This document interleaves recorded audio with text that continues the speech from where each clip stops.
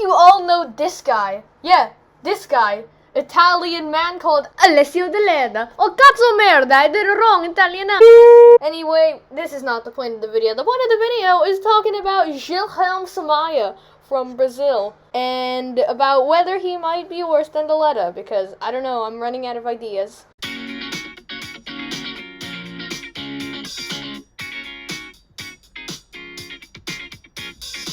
First off, I just want to say I have no idea why I made this video. On to his career we go. Guilherme Samaia was born in the 2nd of October of 1996 in Sao Paulo, and he currently races in F2 with the Charouz, and that's actually not a bad team, but it's surprising how he's at the back of the table. But at least Jelunka Pitakov and Alessio Deledda exists there for him. He previously competed for Campos in 2020 and was last place in all the full-time drivers there. The only people he beat were Ralph Boschung and Theo Porcher, but considering those guys only competed in, like, I don't know, 3-4 races, this guy's best result is 14th place. Let's just start with open wheelers. I'm gonna skip karting because it was just his Florida Winter Tour. 47th place. So he started with Formula Junior Brazil with Sati. It was pretty much a part-time. He finished 16th place. For 2015 and 2016, he competed in Formula 3 Brazil. 16 races in each of the series, coming in 1st and 2nd respectively. Now, you may think this is pretty good for him, but just like the situation with, let's say, Mahavir Raghunathan, well, technically, it's not a legitimate series, but I mean, in Formula 3 Brazil Light, he did get 1st place in the B class. Okay, fair enough. 3rd place in a B class car relative to an A class, which I'll assume is a faster car, which was won by Pedro Piquet. In 2016, Formula 3 Brazil, he obtained 2nd place in Class A, which I have to say is pretty impressive, but the one man who beat him is Matthias Iorio, which I cannot pronounce and doesn't have a Wikipedia page, so can't say much about that. The next year in 2017, he competed in Formula 3 Brazil. Now, there you might say, look, there's actually some competition in here. There's Giuliano Rocci and Igor Fraga. Yeah, you can't name any more than that. Some of these names I can't even pronounce properly, even though I've taken a few Spanish lessons. And he competed in Spanish Formula 3, but he was a guest driver for Carlin, so no points were counted on his tally. Only a 9th place, 2 points finish. And in that series, though, they're Felipe Drugovich and Harrison Scott.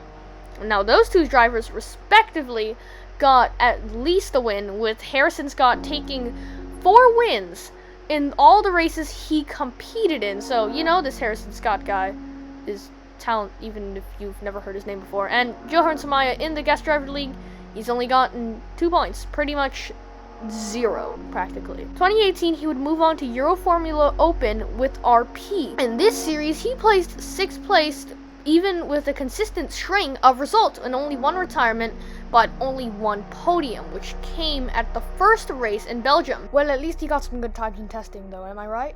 The series was won by Felipe Drugovich, followed up by Ben Viskel, 2 drivers which I beg are in Formula 2, but they kind of aren't. Not both of them are in Formula 2. Whatever.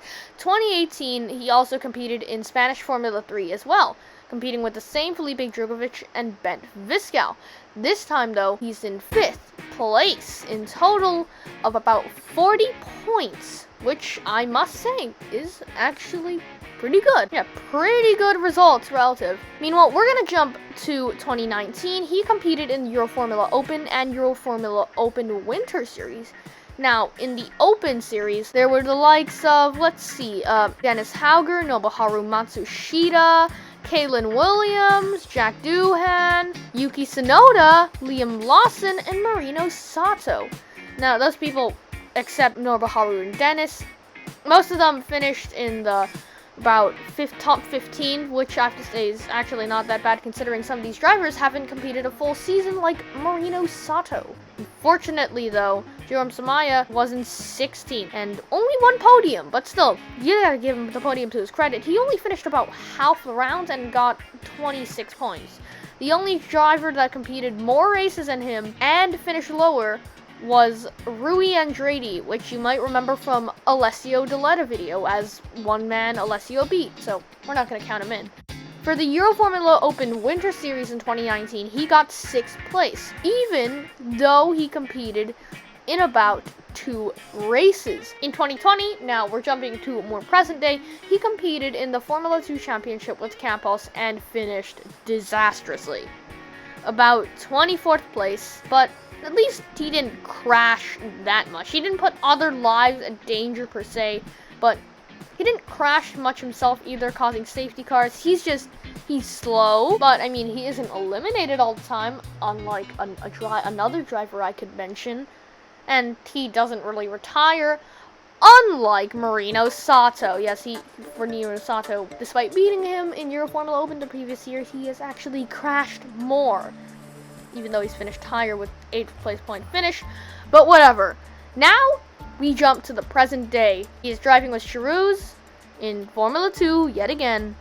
He's completed so far all the races, and somehow he's ahead of Alessio Deledda, which is, again, strange, ahead of Gianluca Pitikov. I have no idea how to pronounce that correctly. I hope I did not mispronounce it. But this season, he was probably closer up to the pace. He has multiple occasions where he was close to picking up points, such as 2 11th place finishes in Bahrain. But relatively speaking, he's still behind, Jack Aitken, which is just 1 position ahead of him, which surprises me. So maybe I can make a video on him. I don't know. I'm actually out of ideas. But relative for Charouz, he's not really doing well, considering his teammate, that is David Beckman, is doing much higher. In 11th place with 2 podiums, and oh, there's 1 retirement. Well, I guess Guilherme Samaia can beat that because he's finished all the races he has competed in, unlike another name I could mention. So that's on the career of Guilherme Samaia. Now I'm going to explain now about, him himself. Guilherme Samaia hasn't really attracted a lot of attention to him lately because, unlike Mahavi Raghunathan, he's not a goat. He doesn't crash all this often. But unlike Alessio Deledda, he isn't collectively hated by the community. Okay, I could say that for Mazepin as well, but he's just there. He's basically Raghunathan if he didn't do all those dirty stunts, which, to be fair, he doesn't. But I mean, at least he did, get some semi-good results. 5th place and 6th place doesn't seem too bad on an overall basis, I guess. Back to whether he is worse than Deledda. So obviously we can see he is currently ahead of Deledda in the standings. Guilherme Samaia is not worse than Deledda. I mean, it was an answer we could already answer from the start, but I wanted to make a video about it. Well, this is it. You've reached the end of the video. And by the way, I have started a collab channel with a guy called OverdueTV. You should probably check it out. It's in the description. And since I kind of want to drag out runtime, I'm going to make an ending card.